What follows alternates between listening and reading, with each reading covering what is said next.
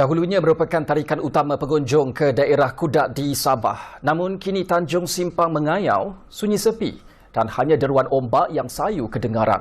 Penduduk serta peniaga di kawasan tersebut semakin hari semakin gusar kerana hilang mata pencarian dan merayu agar tindakan drastik diambil segera. Diah Muhammad Jaiz bersama Fauzi Sarin ada butirannya. Terletak kira-kira 30 km dari Bandar Kudat, Tanjung Simpang Mengayau, bahagian paling utara Borneo atau lebih dikenali sebagai The Tip of Borneo. Ia merupakan titik pertemuan antara Laut Cina Selatan dan Laut Sulu dan kawasan yang sentiasa menarik pelancong dari dalam mahupun luar negara. Namun selepas tarikan utama iaitu Monumen Glob Gangsa yang menandakan lokasi Tanjung Simpang Mengayau di latitud 7 darjah utara dan longitud 116 darjah timur dengan peta yang memaparkan Pulau Borneo ditutup bagi proses menaik taraf, ditambah dengan pandemik COVID-19 yang mengakibatkan seluruh negara diletakkan di bawah Perintah Kawalan Pergerakan, kawasan ini akhirnya menjadi sepi dan terbiar. Rata-rata penduduk yang saya temui menyatakan keresahan mereka terhadap keadaan tersebut yang menjadi faktor penolak kepada pengunjung untuk datang ke Tanjung Simpang Mengayau ini, selain masalah fasiliti seakan tidak berpenghujung. Kalau pendapatan tu memang jauh beza lah, sebab sekarang ni memang tengoklah sendiri.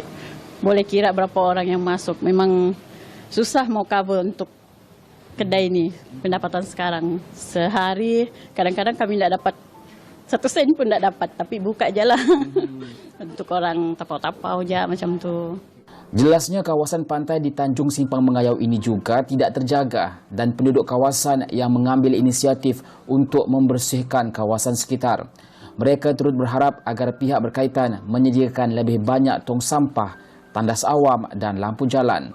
Menurut beberapa pengusaha inap desa, ada di kalangan mereka terpaksa memulangkan bayaran pengunjung akibat bekalan air dan elektrik yang tidak menentu. Memang jalan raya lah yang penting kasih baik. Sebab selalunya itulah yang pertama orang komen yang menginap di homestay kita orang sini sebab jalan raya. Satu lagi kan mengenai air. Air ini kan kadang-kadang dalam 1 minggu ada 3 hari dia orang tutup. Jadi kita sebagai pengusaha di sini memang banyak komplain lah soal air tu. Kalau boleh masalah ni selesai dengan cepat lah.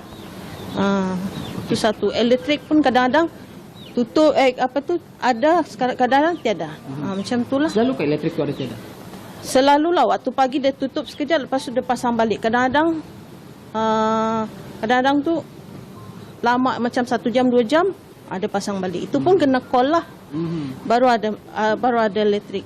Melihat kepada keindahan pantai dan kawasan di sekitar Tanjung Simpang Mengayau ini, anda pastinya bersetuju dengan saya. Sayang 1000 kali sayang sekiranya kawasan ini tidak dibangunkan untuk menjadi salah satu pusat pelancongan. Dan sebelum ini ia memang penuh dengan pelancong yang datang kerana kawasan ini sebelum ini cantik, dijaga dengan baik. Tetapi selepas apa yang berlaku dengan pandemik dan juga beberapa lagi proses ubah suai di kawasan ini menyebabkan pengunjung semakin hari semakin berkurangan dan kawasan ini menjadi sunyi sepi. Dan perkara ini mungkin juga adalah salah satu perkara yang boleh difikirkan oleh wakil rakyat yang akan mewakili Parlimen Kudat sekiranya mereka dipilih untuk mewakili suara-suara rakyat khususnya di kawasan ataupun Parlimen Kudat ini ke peringkat yang lebih tinggi. Diah Muhammad Jaiz bersama juru kamera Fauzi Sarin, Kudat Sabah, PRU 15.